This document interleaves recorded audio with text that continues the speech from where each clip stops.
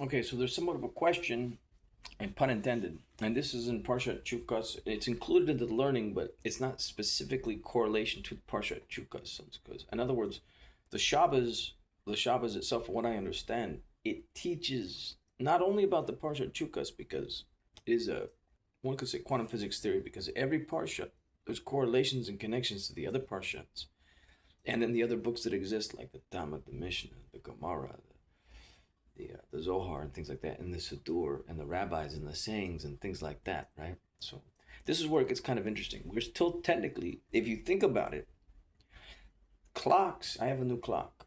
I bought it over at Dollar General for $8. It says $8. I think it was a little bit of whatever. It was about $8 or $9 or something like that. It says Westminster, London, and I aligned it with a different clock that was here. And this clock is important to me, believe it or not, because I did a lot of study prior to this date and things like that.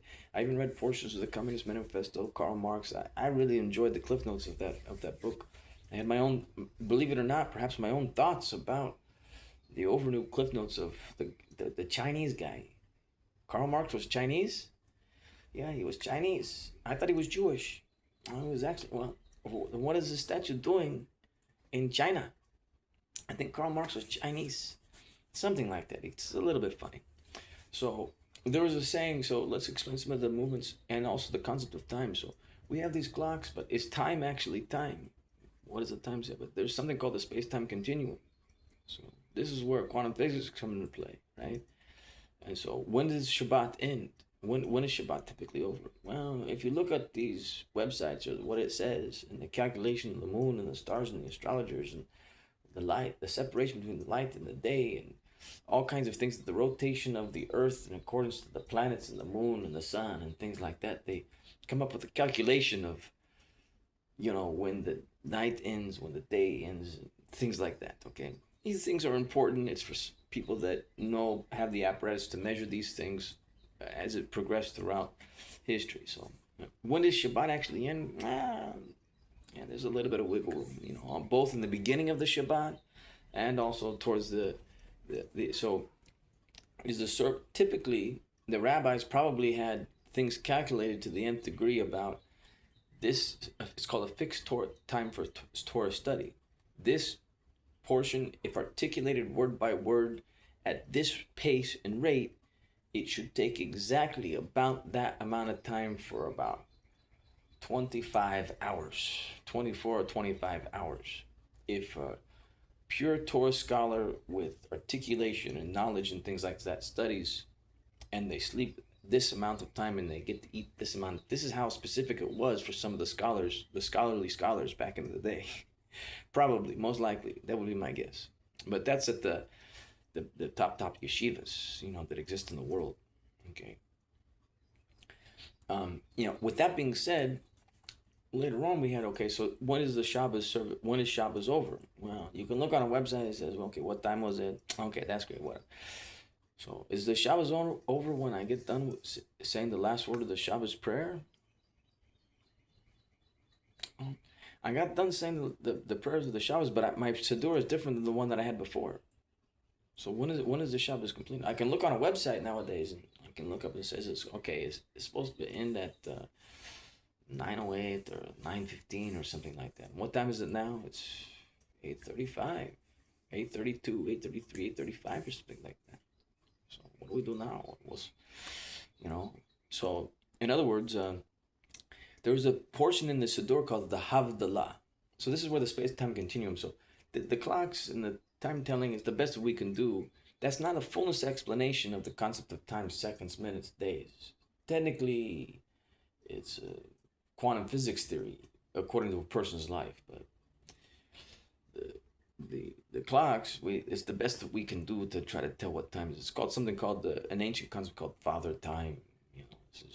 That manages moment by moment things. It's how we get along. It's for the sake of, one could say, for the sake of business, for the sake of other people, things like that. But so when is the Shabbos over? When is the Shabbos depart? And so for example, there's a question here about when to say Havdalah. At least for me, I was like, sometimes I say the Havdalah and sometimes I do not. And so it says here in the Siddur, it says the laws of the. Oh, let me go back to the saying, the difference between the moves between. There's a saying in that I learned anyways. I think it's associated more with the Reform movement about the question is often more important than the answer. And so if you take back instead, wow, somebody said, wow, that's a lot of wisdom contained in that one simple statement. Wow, that's a wise thing to say. What can I learn from that? How can I apply that in my everyday life? And so I've carried that saying has been contained in me since about 2012 with one of my buddies back in the day in Santa Barbara. And however, as I contained one of those questions along with me as in my early days of reading the books, Torah books and things like that, I started to get in more of the study and where the Torah itself asked questions about the Torah, so that statement it wasn't as important to me. But as I think about some of those earlier things and how I started to learn, it says the question is often more important than the answer. Now, it's a little bit perplexing to think about that, is that because it's a little bit accurate. It's designed for potentially somebody new to the religion or new to study, or a person just beginning their studies because they've been trained in maybe the Western mindset to learning, because the Western mind, if you've ever played Jeopardy and different games like that and Scrabble or whatever, what are they after? They're after accuracy. The word on Scrabble is spelled exactly like that, and if not, you can't win the game of Scrabble. Or things like on Jeopardy, this is the question, and you have, in order to win at Jeopardy, you have to say it what it says, and you have to bet the amount, or else you might lose a Jeopardy or something. You see what I mean? You definitely don't want to lose a double Jeopardy. Oh, because there's a lot of money on the line. You want to make sure that you're accurate. So this is an important saying. However, is it that accurate of a saying? So this is where it becomes a little bit. That's not really a paradox. It becomes. I like the word perplexing. I don't know why I like the word perplexing, but because perhaps as one thinks about the original sayings, what used to be said in the way that they are learning, you could say, well, the kind of question leads to a kind of answer. Because, in other words, if you say the question is often more important than the answer, it denotes there's a slight connotation or denotation that the question is slightly more important than the answer.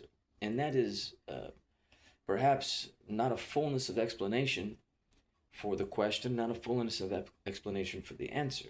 So you see, in other words, to say the type of question matters and the type of answer also matters. This is where you get into the nuances of legalism and study. You see, this is called a form of brain training. And so the Havdalah, there's rules of the Havdalah, believe it or not. It says here, that's what it says here. It says the departure of the Shabbos, one recites Havdalah. Now it doesn't say even in the laws of the Havdalah, it doesn't say anything about the specifications of the departure of the Shabbos. It doesn't say the time. It doesn't say at the end of the halakhic prayer time. It doesn't necessarily say any of those things. Even within the contained in the laws of the Havdalah, it says at the departure of the Shabbos, one recites Havdalah holding a cup of wine. It is customary to fill the cup until it overflows. I do not do that because I just don't. I don't. Because I just don't. Sometimes I don't even say the Havdalah. Okay. But in the previous edition of the prayer book, that was included in the Shabbos Ma'ariv. Because this version of the prayer book, as far as it has the weekday Ma'ariv, but then there's an additional Shabbos conclusion that has portions of my previous Siddur, you see. So it's a conundrum. Do I wait until the halakhic prayer time is over and then read this? So because it says at the departure of the Shabbat, so that's what's a little bit perplexing here, because we have these halakhic prayer times on these websites and things like that. It says the exact amount of time, and we have these clocks to tell us what time it is, if it's whether manual or digitized or whatever. And then we even have these laws about the departure of the Shabbos. We recite the Havdalah and how to do these things. But there is when is the departure of the Havdalah? It doesn't say that. It doesn't say. It doesn't tell us. It doesn't tell me. You see? So this is even within all these the websites and the clocks and the books and the everything. There is still a level of uncertainty, the ironies. So sometimes, when you're thinking about things, sometimes when you're trying to do the best that you possibly can, it's like, I did not mean to make that. It was just happened randomly, or maybe it happened or whatever. I did not know about that. So there's some uncertainty, you see. And because of that, it's a little bit mystical, because Parshat Chukas, it denotes mysticism. So you may see here that there's a question in halacha, probably somewhere, some big rabbi somewhere probably knows the reasons for one thing and another occurring, you see, because it doesn't say. I couldn't find the question. So I posed the question, a kind of a question. Is it more important than the answer? No, the answer is important. It's just that it's a kind of question that leads to a kind of answer, you see. And this denotes our level of scholarly activity amongst people who study, you know. So you see what I mean? So I'm going to say the HAVDALAH basically right now with a level of uncertainty, because I don't know. So anyways, thanks for listening.